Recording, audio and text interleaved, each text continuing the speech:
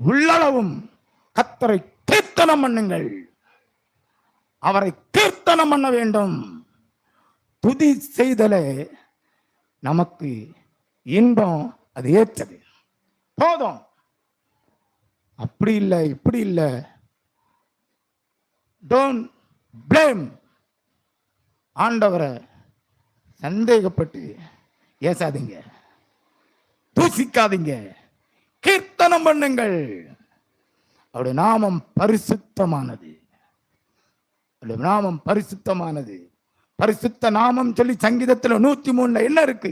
பாவங்களை மன்னிக்கிறாரு, நோய்களை குணமாக்குறாரு, நம்முடைய அழிவுல இருந்து காப்பாத்துறாருங்க. இம்மட்டும் நடத்தினார், இனிமேலும் என்ன செய்வார்? நடத்துவார். என்னை காப்பார், என்னை காப்பார். அவர் என்னை கிருபையினாலும் இறக்கங்களாலும் முடிச்சு விட்டுறாராம்.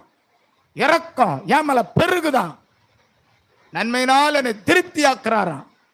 கழுகுக்கு சமானமாய் திரும்ப வாழ வயது போல ஆகிறது. நம்ம அப்பா ஏமாத்த மாட்டார். நம்மள மாதிரி கிடையாது, நம்மள மாதிரி கிடையவே கிடையாது.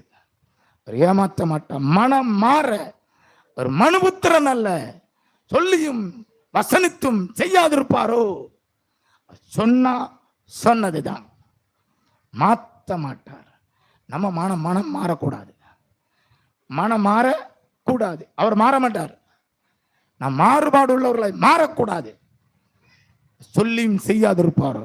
வார்த்தையை அப்படியே நம்பணும். அவருடைய நாமம் பரிசுத்தமானது.